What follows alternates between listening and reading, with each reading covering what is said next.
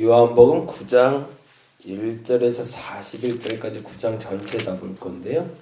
우리 쭉 읽고 제가 짧게 오늘은 설교하겠습니다. 본문이 기니까요. 본문 얘기를 잘 보시면서 따라와 주시기 바랍니다. 9장 1절부터 같이 한 목소리로 읽도록 하겠습니다. 예수께서 길을 가실 때에 날 때부터 맹인된 사람을 보신지라 제자들이 물어 이르되 라비여, 이 사람이 맹인으로 난 것이 누구의 죄로 인함이니까? 자기니까? 그의 부모니까? 예수께서 대답하시되 이 사람이나 그 부모의 죄로 인한 것이 아니라 그에게서 하나님이 하시는 일을 나타내고자 하심이라. 때가 아직 낮음에 나를 보내신 이의 일을 우리가 하여야 하리라. 밤이 오리니 그때는 아무도 일할 수 없느니라. 내가 세상에 있는 동안에는 세상의 빛이로라. 이 말씀을 하시고 땅에 침을 뱉어 진흙을 이겨 그의 눈에 바르시고 이르시되 실로암 못에 가서 씻으라 하시니 실로암은 번역하면 보냄을 받았다라는 뜻이라. 이에 가서 씻고 밝은 눈으로 맞더라. 이웃들과 전에 그가 거리는 것을 보았던 사람들이 이르되 이는 앉아서 구걸하던 자가 아니냐. 어떤 사람은 그 사람이라 하며 어떤 사람은 아니라 그와 비슷하다 하거늘 자기 말은 내가 크라 하니 그들이 묻되 그러면 내 눈이 어떻게 떠졌느냐. 대답하되 예수라 하는 그 사람이 진흙을 이겨 내 눈에 바르고 나더러 실로암에 가서 씻으라 하기에 가서 씻었더니 보게 되었노라. 그들이 이르되 그가 어디 있느냐. 이르되 알지 못하노라 하니라. 그들이 전에 맹인이었던 사람을 데리고 바리새인들에게 갔더라. 예수께서 진흙을 이겨 눈을 뜨게 하신 날은 안식일이라. 그러므로 바리새인들이 그가 어떻게 보게 되었는지를 물으니 이르되 그 사람이 진흙을 내 눈에 바르매 내가 씻고 보나이다. 바리새인 중에 어떤 사람은 말하되 이 사람이 안식일을 지키지 아니하니 하나님께로부터 온 자가 아니라 하며 어떤 사람은 말하되 죄인으로서 어떻게 이러한 표적을 행하겠느냐 하여 그들 중에 분쟁이 있었더니 이에 맹인되었던 자에게 다시 묻되 그 사람이 내 눈을 뜨게 하였으니 너는 그를 어떠한 사람이라 하느냐. 대답하되 선지자니이다 하니 유대인들이 그가 맹인으로 있다가 보게 된 것을 믿지 아니하고 그 부모를 불러 묻되 이는 너희 말에 맹인으로 났다 하는 너희 아들이냐? 그러면 지금은 어떻게 해서 보느냐? 그 부모가 대답하여 이르되 이 사람이 우리 아들인 것과 맹인으로 난 것을 아나이다. 그러나 지금 어떻게 해서 보는지 또는 누가 그 눈을 뜨게 하였는지 우리는 알지 못하나이다. 그에게 물어보소서. 그가 장성하였으니 자기 일을 말하리이다. 그 부모가 이렇게 말한 것은 이미 유대인들이 누구든지 예수를 그리스도로 시인하는 자는 출교하기로 결의하였으므로 그들을 무서워함이로라. 이러므로 그 부모가 말하기를 그가 장성하였으니 그에게 물어보소서 하였더라. 이에 그들이 맹인이었던 사람을 두 번째 불러 이르되 너는 하나님께 영광을 돌리라. 우리는 이 사람이 죄인인 줄 아노라. 대답하되 그가 죄인인지 내가 알지 못하나 한 가지 아는 것은 내가 맹인되었다가 지금 보는 그것이니이다. 그들이 이르되 그 사람이 내게 무엇을 하였느냐. 어떻게 내 눈을 뜨게 하였느냐. 대답하되 내가 이미 일렀어도 듣지 아니하고 어찌하여 다시 듣고자 하나이까. 당신들도 그의 제자가 되려 하나이까. 그들이 욕하여 이르되 너는 그의 제자이나 우리는 모세의 제자라. 하나님이 모세에게는 말씀하신 줄을 우리가 알거니와 이 사람은 어디서 왔는지 알지 못하노라. 그 사람이 대답하여 이르되 이상하다. 이 사람이 내 눈을 뜨게 하였을 때 당신들은 그가 어디서 왔는지 알지 못하는도다.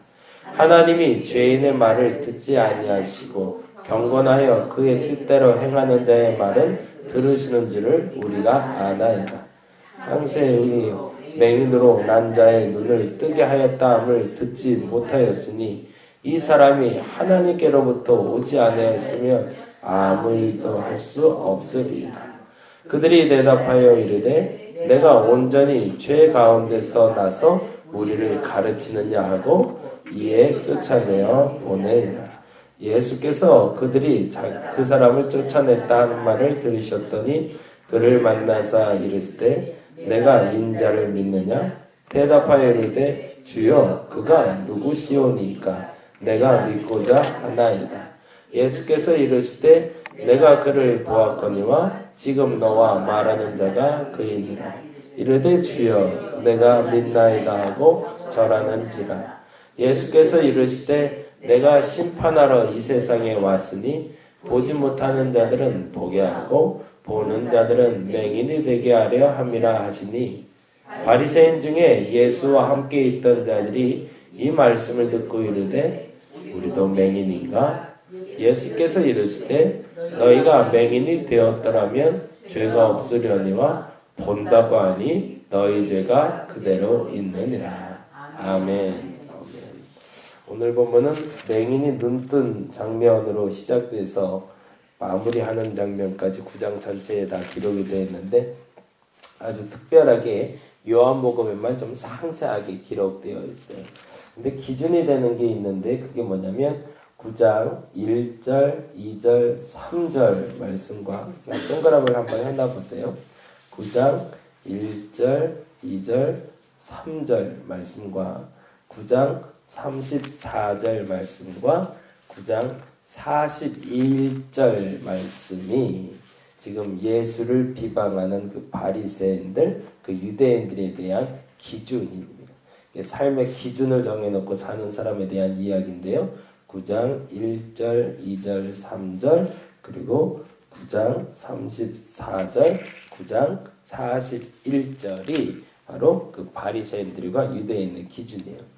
예수께서 길을 가시다가 맹인된 사람을 보자 제자들도 당연하게 그렇게 물어봅니다. 나서부터 맹인이 돼 있으니 라는 전제가 되어 있는데 그 말의 뜻은 그들이 보기에는 이 누군가의 죄로 말미암아 불편한 삶이 시작되었다라는 기준인 거죠. 그러니까 우리의 삶 속에 무엇인가 모자라는 부분이 생기던가 부족한 부분이 생겼을 때 그것은 어떤 죄로 말미암아 시작된 것이다 라는 것이 유대인의 기준이었던 겁니다. 근데 그 기준에 대해서 예수님이 지금 깨고 싶은 것인 거거든요. 오늘 본문의 시작은. 제자들도 무언가 부족한 게 생겼고 병이 생겼고 무언가 모자란 게 생긴 건 죄다 라고 얘기하는 제자들의 마음과 그 주변의 사람들의 그 사고를 깨고 싶은데 그 사고가 깨지질 않는 거예요. 그래서 계속 반복해서 나오는 구절이 34절에 그들이 대답하여 이르되 내가 온전히 죄 가운데서 나서 우리를 가르치느냐라는 그들의 말을 들어보면 지금 맹인이 끊임없이 예수에 대해서 증언함에도 불구하고 그들의 마음이 변하지 않고 있음을 보게 되는 거죠. 그리고 결국에는 예수 앞에서 그들이 고백은 합니다. 그 고백이 뭐였냐면 바로 40절이었는데요. 40절 보시면 바리새인 중에 예수와 함께 있던 자들이 이 말씀을 듣고 이르되 우리도 맹인인가? 깨달음은 온 거죠. 어제도 그 얘기 들었지만 변화는 순간입니다. 진리를 알면 자유케 되지만요. 근데 진리를 만나는 것과 진리를 아는 건 차이가 있더라고요. 예수를 만나는 사람들이 수없이 많더라고요. 근데 예수를 알아가지는 못하더라고요. 제가 그걸 알게 된 게 참 감사했어요. 언제부턴가 그 갈증이 있었거든요. 왜 교회 나오는데 변하지 않을까? 왜 충격적인 사건, 어마어마한 사건을 경험했는데 왜 저 사람이 하나님을 떠날까? 죽었다 살아났는데 실례로 어저께 이제 사람들을 전도하러 나가면 사람 만나는 게 그렇게 재밌어요. 얼마나 재밌나 몰라요. 낯선 사람을 통해서 하나님에 대한 소식을 들어요. 그래서 참 행복해요. 전도는 할만해요. 그래서 어저께 만난 분은요, 고등학교 입학할 쯤에 중학교 때인데, 중학교 때 아이들이랑 이제 여자분인데 신나게 놀면서 가다가 횡단보도에서 교통사고가 났어요. 근데 어느 정도의 교통사고냐면 길을 혼자 걸어가는데 차가 와서 그대로 들이받았어요. 근데 얘기를 들어보니까 이 사람은 또 초등학교 선생님이었대요. 근데 여자분이었나 본데 남자인지 여자인지 브레이크를 밟는다는 게 악셀을 밟았대요. 옛날에 그런 실수들 많이 했죠. 확 밟아서 그냥 치고 가버리는 바람에 친구들이 고백이 그렇대요. 얘가 걸어가는데 갑자기 마네킹처럼 하늘을 붕 뜨더래요. 그러더니 거꾸로 해갖고 머리로 앞유리 들이받고 앞유리가 다 깨져버렸대요. 그 자리에서 바로 쓰러졌는데, 근데 때마침 그 시간에 지나가던 택시 운전수가 그걸 보고 급히 실어서 바로 차병원으로 옮겼대요. 큰일 났으니까. 근데 의사 말이 그래요. 의사 말이 그때 그 순간에 바로 안 옮겼으면 생명은 없다고. 그리고 쓰러져서 21일 동안 혼수 상태에 있었대요. 그러고 나서 일어나니까 아무것도 기억이 안 나고 몸은 만신창이가 되어 있고. 그게 너무 망가진 데가 많아서 머리부터 발끝까지 다 다쳤으니까. 그래서 이제 고치기 시작했는데 한 4개월 정도 돼서 정신이 돌아왔대요. 본인은 그때부터 생각이 난대요. 사고 난 시점부터 4개월 후. 그러니까 그 사이에 무슨 일이 있었는지 본인은 아무것도 기억이 안 나고 남들이 들려주는 걸로만 생각이 난대요. 4개월이 지난 다음에 재활 치료를 한다고 몸을 가누질 못했으니까 아예 몸이 안 움직였대요. 이제 조금씩 움직이기 시작하니까 재활을 하러 갔는데 어디가 제일 아프냐고. 근데 오른쪽 팔이 그렇게 아프더래요. 움직일 때마다. 이게 제일 아프다고. 그래 엑스레이 한번 찍어보자 그랬대. 찍어봤더니 다른 데가 너무 망가져서 여기를 신경을 못 썼는데 탈골이 됐는데 아예 부러져서 뼈가 잘못 붙었다는 거예요. 근데 이제 그건 신경도 못 쓰네. 사람 목숨 살리는 게 우선이니까. 뭐 그 정도는 나중에 생각하자 그랬는데 생각보다 몸이 굉장히 빨리 회복이 됐고 다 정상으로 들어왔는데 잘못 붙어버린 거예요. 근데 이거를 다시 수술하기 위해서 마취를 하면 다시 깨어나기 힘들 수 있다라고 의사가 그러더래요. 이제 엄마가 선택을 해야 되는데 이거 약간 불편하게 살더라도 딸아이가 사는 게 나으니까. 그래서 마취를 안 하고 그냥 이렇게 맞춰서 살기로. 그래서 이제 젊으니까 고등학생 정도 나이니까 한번 살아보자. 근데 이 친구가 굉장히 낙천적인 분이세요. 이분이. 그래갖고 그거를 이겨냈어요. 근데 정말 감사한 건 지금 멀쩡해요. 외적으로 봐도 아무런 문제가 없어요. 근데 그때에 오빠 하나가 있었는데 친오빠는 아니고 주변에 사는 오빠도 오토바이를 타고 가다가 사고가 났는데 똑같이 사고가 났대요. 비슷하게. 근데 거의 반신불구 돼갖고 지금은 소위 말해서 바보로 산다니. 근데 문제는 뭐냐면 문제가 아니라 더 감사한 건 그 오빠는 다치자마자 머리에 피가 고이니까 머리를 절개해서 뇌수술을 했나 봐요.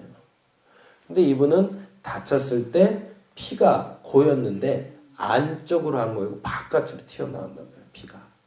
그래서 머리는 안 건드렸대요. 그러니까 이제 피만 빼고 말았나 보죠. 근데 그게 오히려 득이 된 것 같아요. 근데 본인이 그 얘기를 해요. 마지막에. 그게 재밌는데 자기가 생각해도 멀쩡하게 너무 신기하고 트라우마도 없다는 거예요. 근데 집안에 유일하게 혼자 교회를 다녔었대요. 초등학교 2학년 때부터 친구 따라서. 그래서 본인 얘기가 그래요. 얼마나 기도를 많이 해줬는지 모른대요. 그때 당시. 자기를 위해서 그 당시에 담당하던 목사님이 지금 어디 교수님으로 가신 걸로 알고 있고 지금도 그 교회 가면 개척교회였는데 그 교회가 있대요. 그러면서 그때 얼마나 기도를 많이 해줬는지 모르겠고 그래서 내가 이렇게 병에서 난 것 같다고. 근데 교회는 안 다니더라고요. 이게 참 기적이에요. 그렇죠? 그렇게 하나님 만나도요. 교회는 안 가더라고요. 이게 무슨 일일까? 그게 제일 궁금했어요. 전도하러 다니다 보면 기적을 체험한 사람이 있고 지난번에도 얘기한 대로 꽃가게도 그 화재가 나서 다 타는데 비닐하우스만 멀쩡하게 살아남았는데 그런 기적이 어디 있어요? 하나님 계신 것 같다고 누군가에게 감사해야겠다고 교회 갔다 왔다는데 그러고는 안 가세요. 이 또한 기적이죠.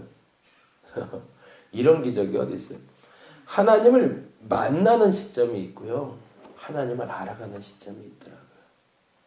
근데 그 은혜의 시점에서 하나님을 아는 사람들은 오늘 본문의 맹인처럼 본인이 눈을 뜬 것으로 말미암아 주를 영접하게 되는 거지만 그걸 알고 있어도 내 기준, 이건 죄야.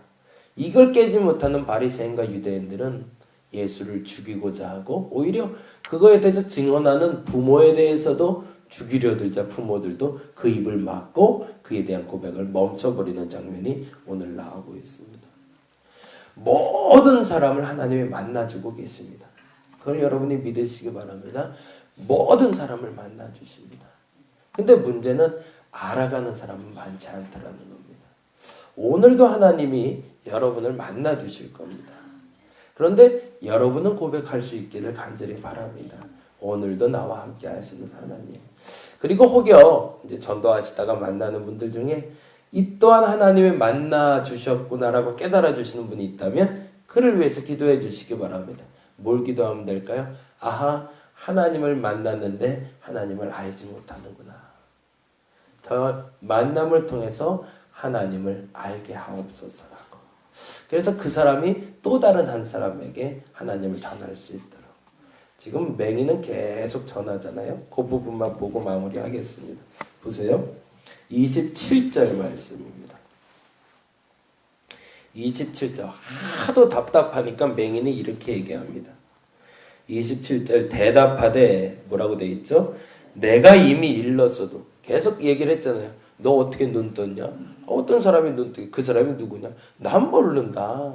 선지자 같다. 어떻게 눈 떴냐? 진흙으로 발랐다니까 계속 얘기했잖아요.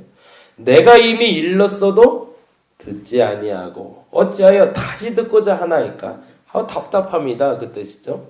당신들도 그의 제자가 되려고 그럽니까? 그러자 그들이 이렇게 얘기하죠. 28절에 그들이 욕하여 이르되 너는 그의 제자이나 우리는 모세의 제자라. 그러자 29절에 하나님이 모세에게 말씀하신 줄 우리가 알거니와 이 사람은 어디서 왔는지 알지 못하노라 라고 마음을 확 닫아버립니다. 그러자 이 맹인이 다음과 같이 고백하는 거죠.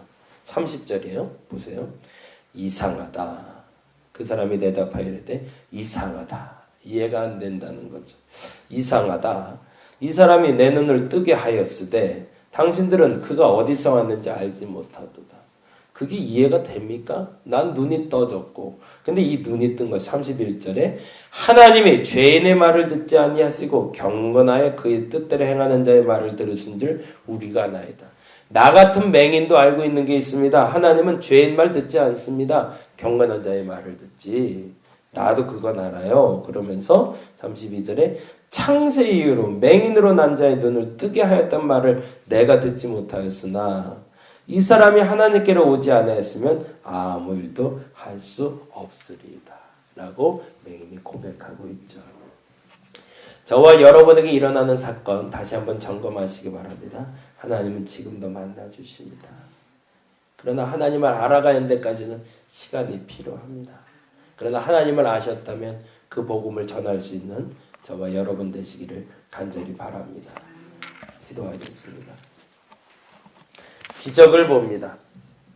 더 큰 기적은 그 기적 가운데 하나님을 믿지 않는다는 겁니다. 끊임없이 만나주고 계신데 이상한 일입니다.